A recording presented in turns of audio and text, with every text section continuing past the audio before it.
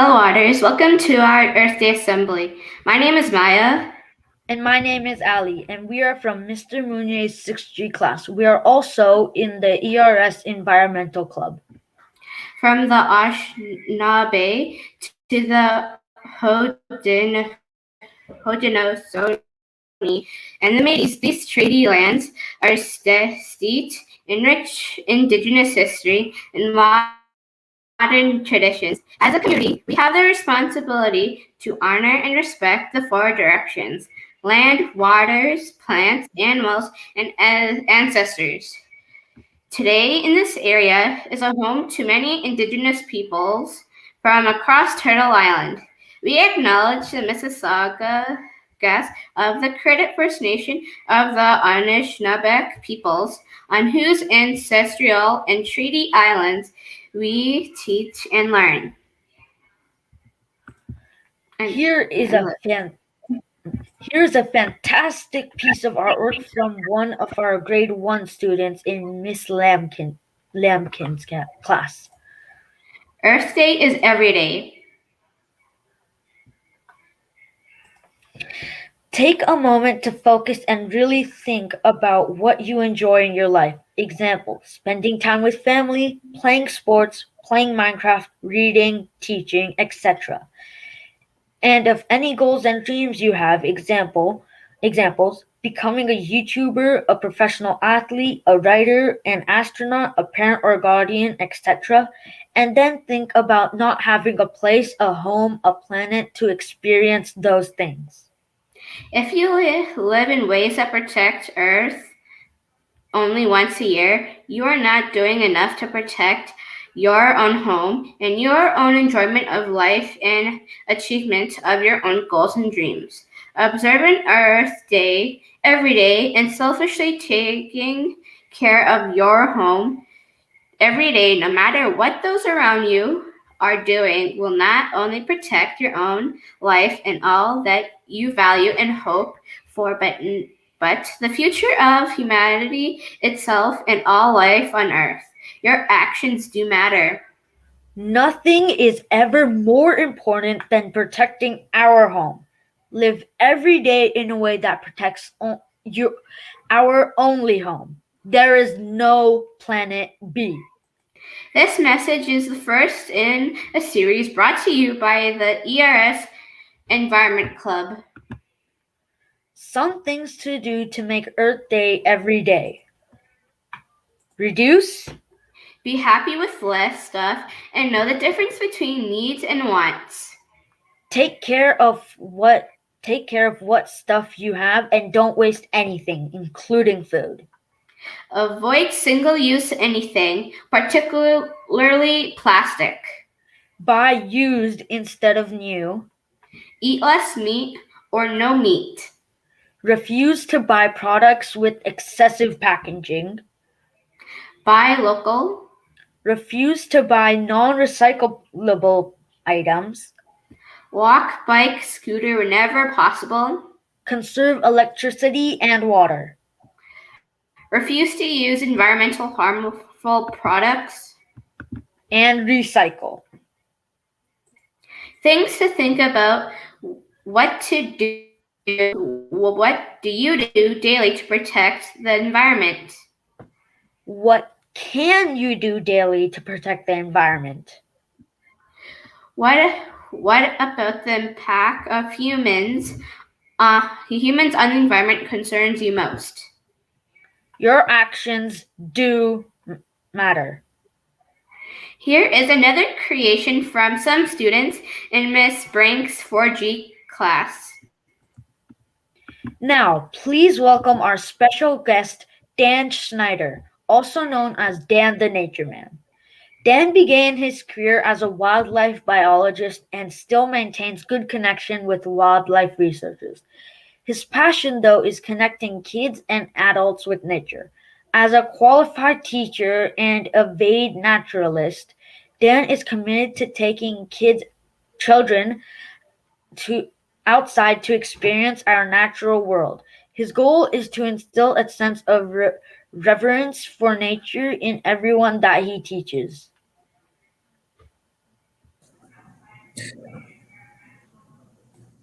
Thank you for that wonderful introduction, Ali. Is that right?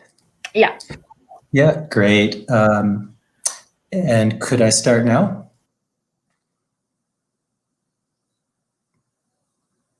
Perfect. I'm speaking to a group of otters. I've never spoken to otters before, but this is quite a privilege. And thank you. It's an honor to be with you. I thought that these otters could be our honorary spokes animals for the day and the year to wish us all a happy Earth Day. And I love the sentiment of making Earth Day every day. Those are great, great ideas. And I'm going to just go through, I have some animals to show you here. I love going outside and I love taking and introducing people to nature.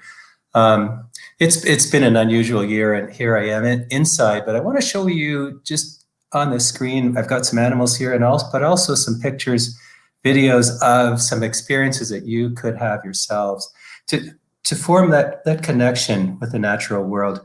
And I'll just start this now. I loved hearing the things that we can do. Absolutely, we can make a difference. You think, oh, I'm just one person. Well, together, we're not just one person. So these are to do with conserving water. Anything we can do to reduce our carbon footprint really, really helps. And what does it help? Well, it helps us, right? It helps us. It helps us in our future, making the world a safer, better place to live. It is also for the animals that live here. And I think that, and do all of you share this, that we have this connection with our fellow animals on the planet. Thinking of polar bears trying to adapt to climate change, or a moose in Algonquin Park trying to make do with the changing climate. But we're doing it for them. And also, it's really wonderful to just go out and find these animals and connect with them. And I want to give you some adventures that you could have, not necessarily up north with polar bears. Algonquin Park would be a great place to go, and it's an unusual time now, of course. But I just want to share with you some, and there may be 22. It depends on how much time we have, but 22 seems like April 22nd to me. That's why I chose that number. And they're in your neighborhood. I want all of you to feel like safely, if you do it safely, you can be outside. Could be your backyard, neighborhood, area, park. And I'm going to show you some pictures of what you could do with larger and smaller animals here, respectfully, of course. One is, and this is so great. How many of you have had a chickadee on your head? This is such a wonderful connection. These little birds that weigh about as much as 2 toonies. That's it. 2 toonies in your hand. They're one of the birds. A few others will do it. Will come if you have sunflower seeds in your hand. Starkey Loop is a great place for it. The trail near Arkell. Kids who go to Guelph Lake Nature Center, there's a great spot there. Near where I work sometimes in Mountsburg and Hilton Falls conservation areas, there are places you can go where you can get chickadees on your hand, and that's such a wonderful thing. And feeding the birds in your backyard is really great.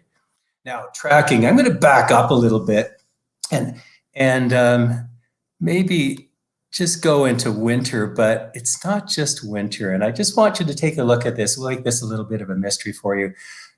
It's solving mysteries. When you go out into nature, sometimes an animal will be kind of in your face, right? A blue jay will land in your back railing and whoa, it's right there. But sometimes they're a bit afraid of us and we don't see them. They're out at night. So take a look at these tracks and other signs and see if you can tell what these animals are. Tracking is a really fun activity too. I know some people who are expert trackers, and I try to figure things out myself. Who made these tracks? And I'm going to can you figure that out? Who are these animals? Tracks, feathers, droppings, or scats? Here we go. Here are the answers. First one's a dog. Okay. A squirrel made that one. A bird called a ruffed grouse was the sad story. circle of life, eaten by a coyote. There are coyote tracks there too. A porcupine was pooping on the snow there. A mouse hole in the snow. Raccoon tracks, big fingers. Oh, rabbit could be in your backyard. Many of these could be just in your backyard. Coyote or fox, even pretty close and into town, and a deer. So tracking is really fun. It's really fun to get into that. Going to get a book about tracks and figuring it out is really fun.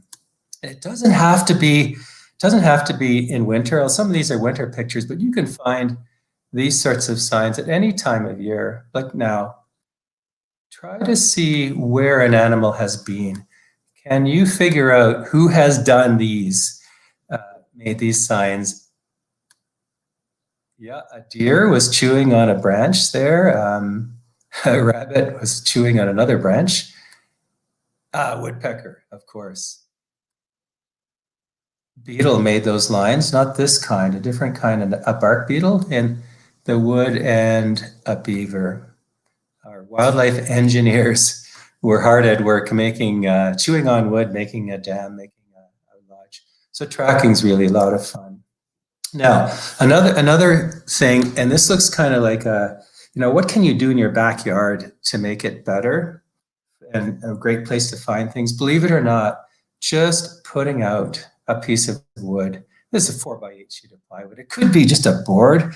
If you have firewood, just leave a log on the ground. Animals live under those. That's a shelter. And I just want to show you what I found. And I think we'll get to a video too. And then I'll see if I can just show you the animal that I found under this. Actually, just today, believe it or not. It's cold, but I'm going to put it right back there as soon as probably maybe wait till it warms up a little tomorrow with respect. And here we are, redback salamander.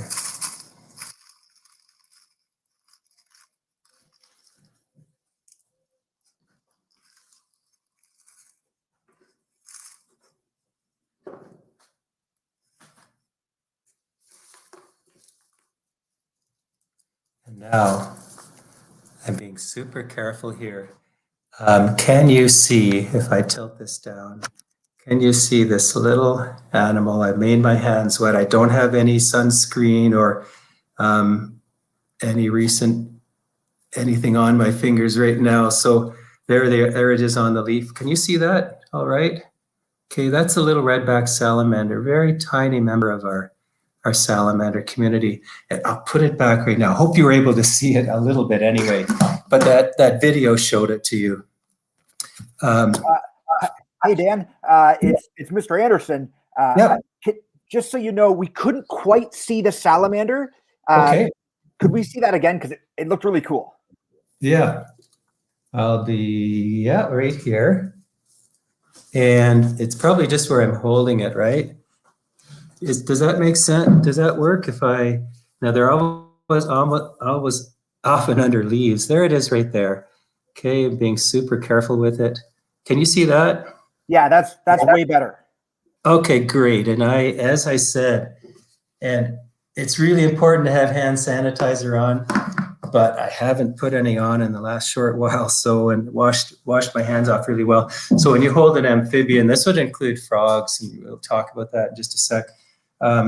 When we say clean hands, it's important not to have even hand sanitizer on. Hand sanitizer is so important to use now, but then it's a case if you have it on just to not touch them. You can look at them though. Okay, now something else that you might find underneath that board that you put out, and maybe just in your backyard anyway, is a snake. And by far the most common snakes are garter snakes. And amazingly, and this has changed, there's some good news stories along with all the bad news stories that we have. It seems that, there are some of those. But there are some good news stories as well. And people are much less afraid of snakes now, I think. As I'm talking to a large group, and some people would say it's kind of instinctive because maybe way back when there were poisonous snakes around.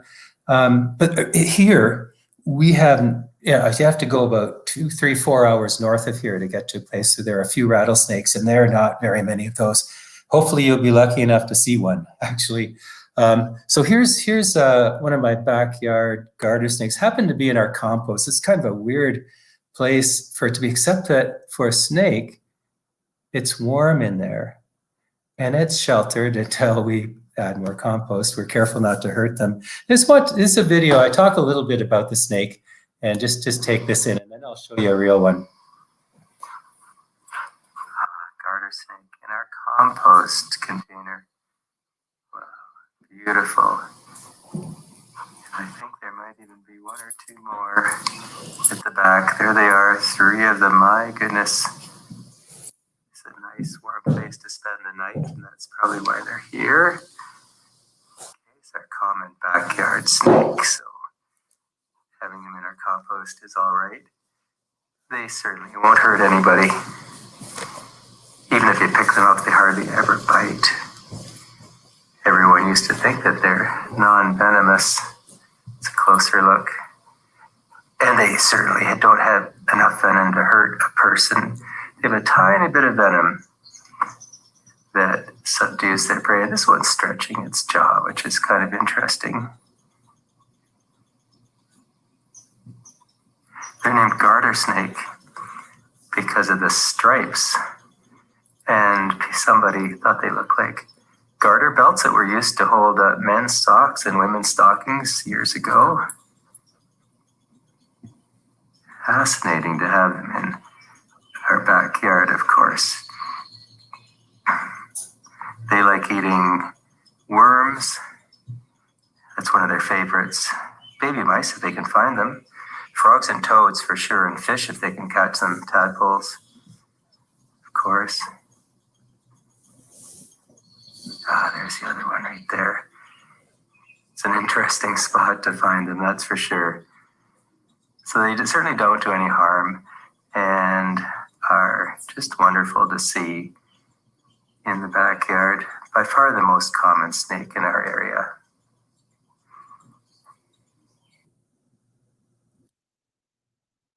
Great. Now this is so you're very likely to see garter snake at any time, really, possibly in your backyard or in a nearby park, or when you go out into the countryside. And I did mention, and I just learned this. We used to think they were non-venomous. They have just a tiny bit of venom, not going to hurt us, but just enough to subdue something like a worm or a little mouse or something like that. It's not dangerous at all to us. And this is a picture of a mother and a baby garter snake. You think of snakes, reptiles laying eggs, right? And mammals are the only ones who give live birth. But, well, garter snakes, because they live up north where we do, they hold their eggs inside their body and give birth to live young. So it's a little bit like mammals, not quite. They hold their eggs inside. And that shows you the size of the baby garter snake. I'm just going to show you a slightly larger snake now. This is not one of our native ones. Let's see, does this work here? I'll be able to hold him up. This is a ball python. Now this is the one that I have, and I use him as a snake ambassador. He's just partway through shedding right now. That's one of the things that snakes are famous for. Shedding their skin. The other thing that they're famous for, one of the other things, is using their tongue. Do you know what they use their tongue for? Of course, it's their sense of smell. They kind of taste the air. You can see him doing that right now, saying, I'm in a different place. I wonder what this is like. So he's getting to know his area. Tongue comes out, gets those little smell molecules on it. He pulls it in. They don't have to open up their mouth to do that. He pulls it back in, and he's being reluctant right now. But he would pull the tongue back in and then stick the tongue up into the roof of his mouth and smell off his tongue in something called the Jacobson's organ. And right there it goes, right there. So fascinating animals. And as I said, I think people are, in general, are much less afraid of snakes than. There used to be all sorts of myths that they sting with their tongues, that they're slimy. You know, if I ask the question, who's slimier, a human or a snake, do you know what the answer is? It's not a snake. The only time they're wet is when they're in water or in rain, right? So we are wet when we sweat. So I guess we can say that snakes are less slimy than humans, which is kind of neat. So we'll say goodbye to Monty. So he's a bit of an ambassador. If you ever do get, and this is a good Earth Day remembrance, right? If you ever do get an exotic pet, and that means one that's not from around here, it could be, well, I'll maybe show you another one too. An animal, it could be a lizard, could be a snake like this. Always check with a pet store to make sure it was born in captivity or hatched in captivity, not taken from the wild. That's the first question you should ask. So ball python, he'll get up to about 2 meters long. This is not a huge python. The biggest snake in the world, longest one, is the reticulated python, up to 9 meters. I would not get one like that, that's for sure. That's what people would call a dead end pet. What do you do with a 9 meter long reticulated python? So, okay, so let's go on from there. Now, other things you can do now with safety in mind, of course, always. Okay, if you've got water near you, I think everybody does somewhere in their neighborhood probably, or you could go to one of our rivers safely. When the rivers are flowing fast, they're not a safe place to be close. During the summer, often, or spring, if we don't get too much rain, you can just check for animals that live there. One of my very favorite activities, and I should say that since before I was in grade 4, like the youngest of you, I was excited about doing these activities, and it was just my fun, right? So you might have done this sort of thing. You do not need like an $80 net like this. You could just use a sieve and see what you can find. And so one of the things that you can find is a crayfish underneath the rocks. Lots of other things as well. You could find little insects called caddisflies. You might find a leech, not very many, but a few. There are more of those in ponds, I think. Anyway, let's take a look at this. Now, how do you pick up a crayfish? Because they are miniature lobsters, right? This is one of the little skills that is kind of fun to learn. And I'll just show you. Okay, this is how you could pick them up. Just by the armpits in a way. And then they can't pinch you. Pinch can hurt, that's for sure. And can tell male from female. Let's take a look at this one. This is a male. It has larger swimmerets that go between the last few pairs of legs, extending forwards. That's for transferring sperm to the female. So females do not have that. I'll try to show you that as well. And I'll just put this one back in. So it's how you pick them up and how you tell it's a male. There's another one. Let's see. I can pick that one up, by the armpits again. See if we can focus in underneath. This one is a female. I don't want to, see those enlarged swimmerets are not there. So this is a female right here. I'll put her back in where she'd rather be. Okay.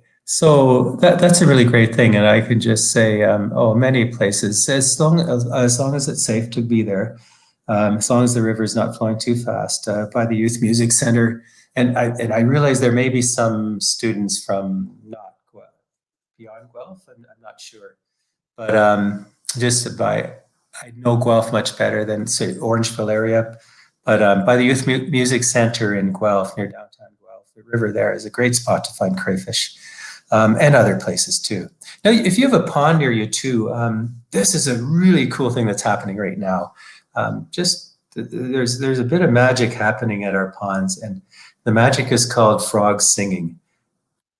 Okay, so and you do not need a canoe. You do not need one of these big nets. Just to go down by the edge of a pond or marsh or swamp. Can be during the day. At night, it's even louder when it's warmer. Right now, it's too cold. You may find a leopard frog singing. This is a male. well, the males sing is kind of like birds. The males sing to attract a mate and to protect a little territory. And you can see those awesome vocal sacs just ballooning out to either side like balloons. Makes their song, and it's, can I call it a song? It sounds kind of like a, it's a very, very different kind of song to attract a mate. Now here's a spring peeper. Now this is a video, and you're going to hear this. Hope you hear it well. This is my favorite sound in nature. If you to hear this, and they're going to start up again as soon as this cold weather's over. I think tomorrow night. If you and I know there's stay at home. It's important for us not to go too far for no important reason. But if you're going out for recreation or you're driving somewhere important out in the countryside, then or after this lockdown, you might hear the spring peepers in the marshes, the low places that you go by, and here they are. It takes two of them to weigh as much as a toonie. They are very small.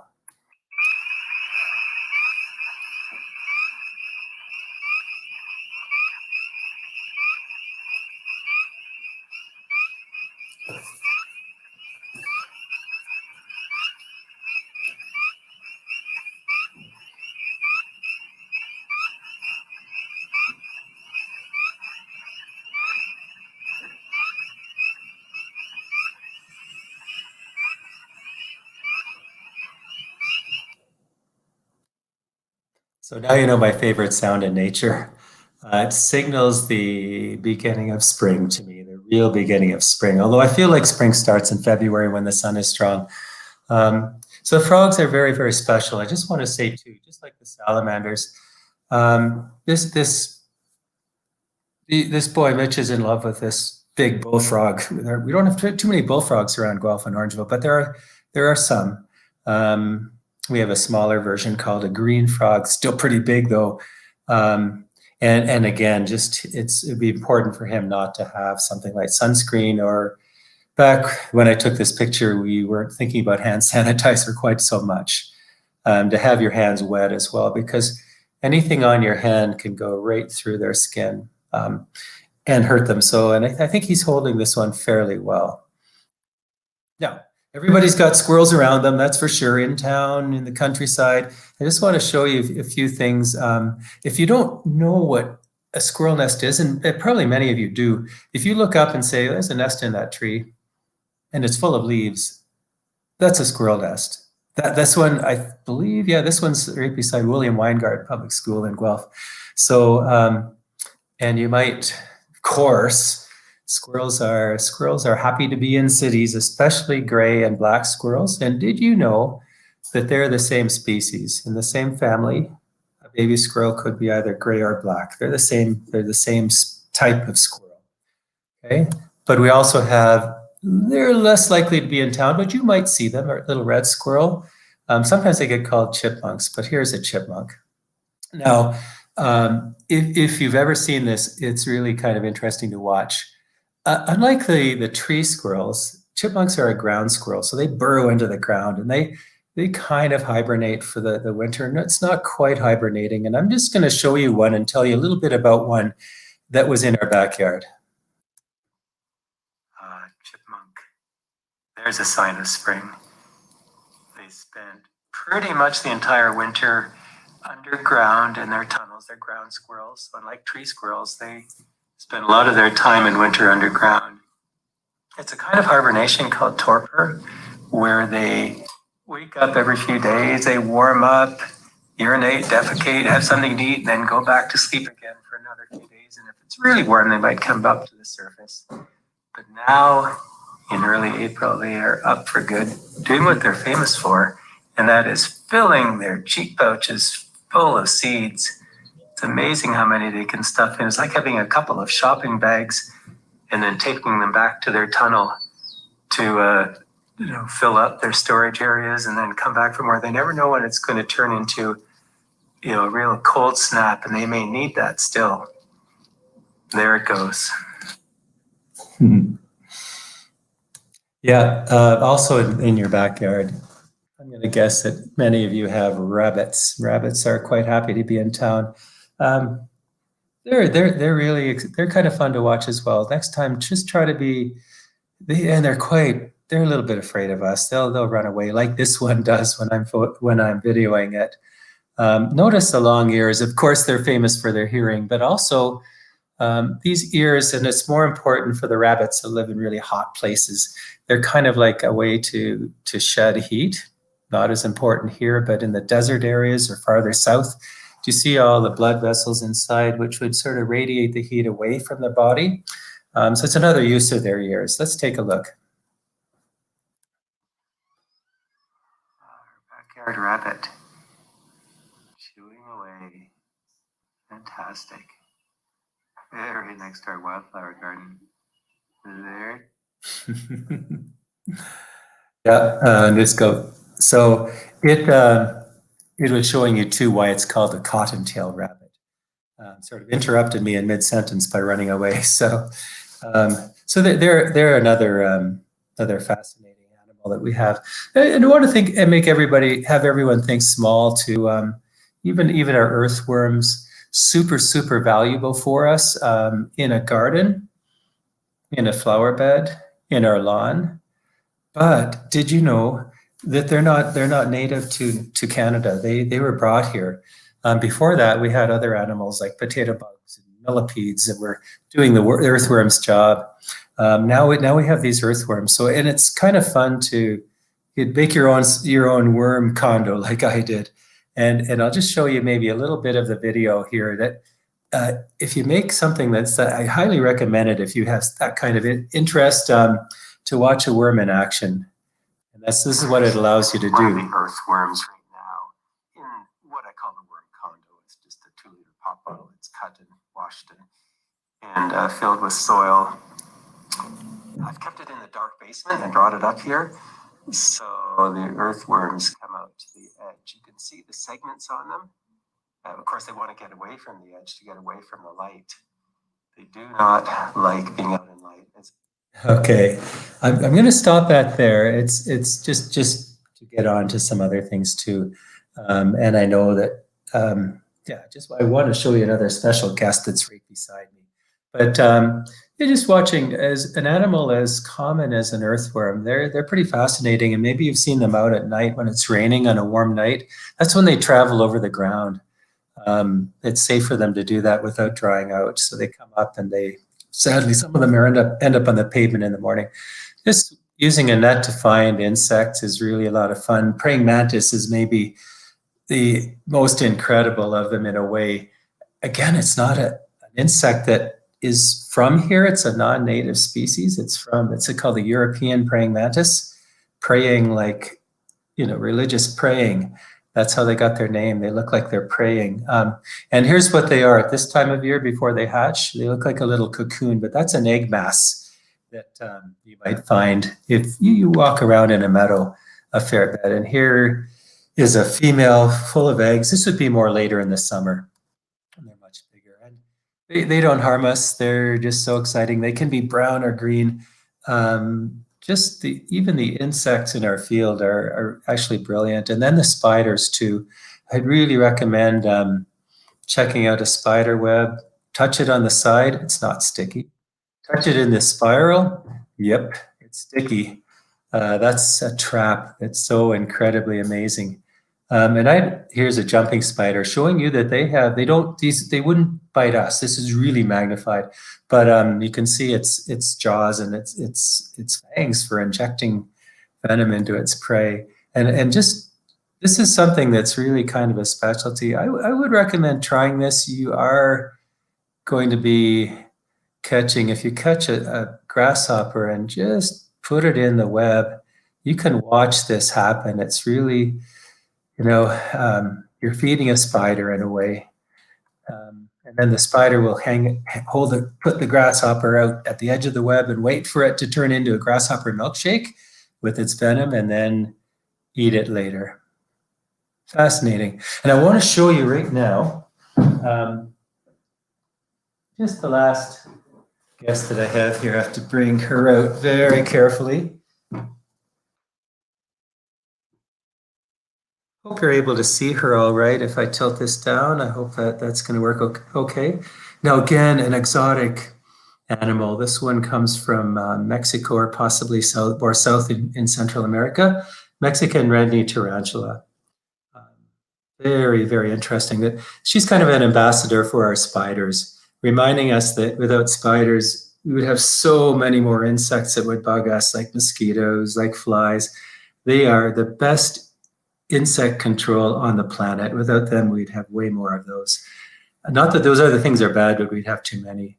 She's showing you her body parts, the abdomen and her cephalothorax. I hope you can see that okay. And then her 8 legs, and then 2, they're almost like legs at the front. But that's Charlotte, the Mexican red-knee tarantula. I'll put her back.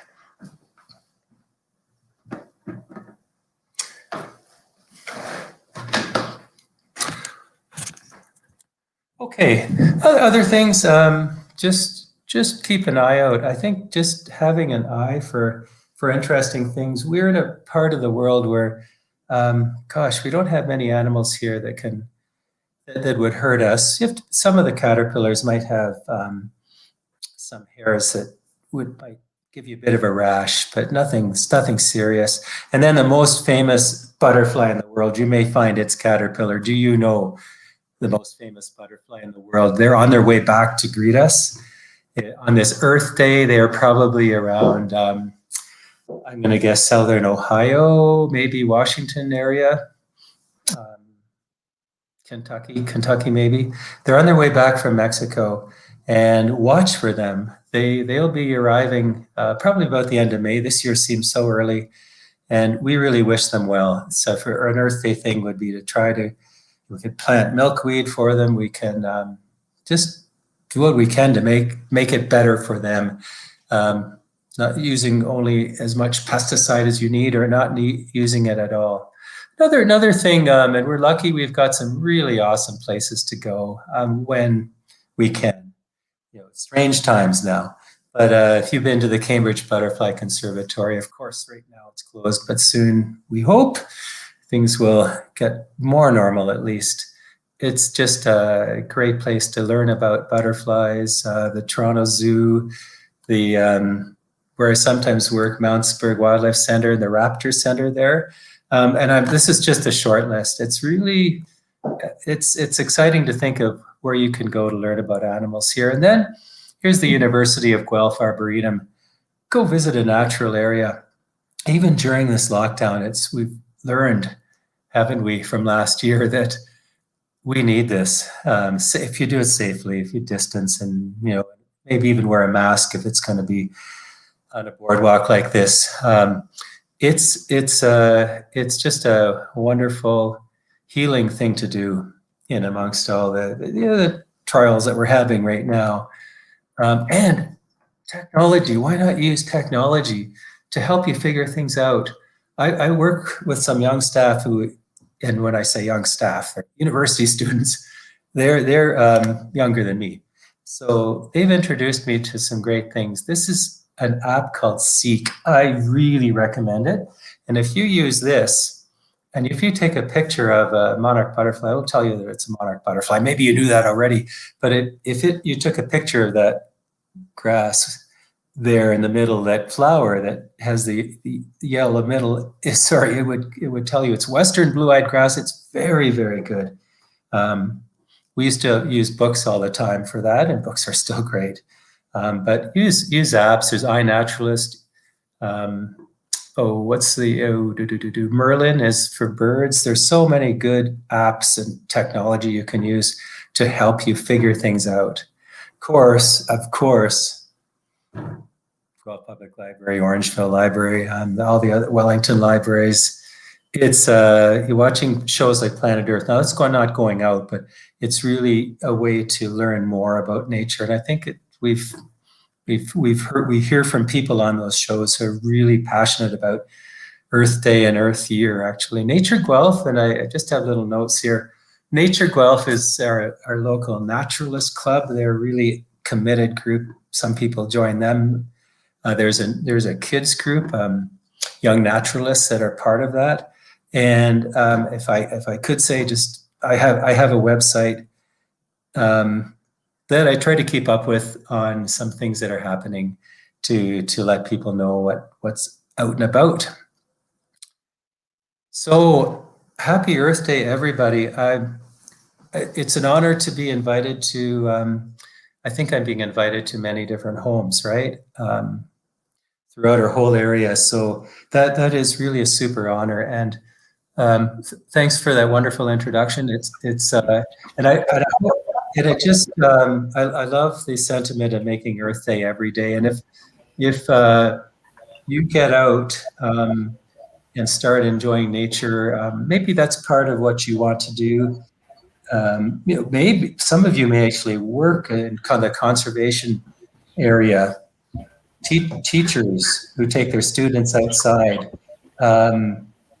People who work in the parks. But even if it's a hobby, it's one of the I think the most rewarding hobbies. I know so many people who have jobs that they're inside and they're really, really important jobs, but it's a wonderful hobby for them to get out and experience nature as well. So it's for all of us.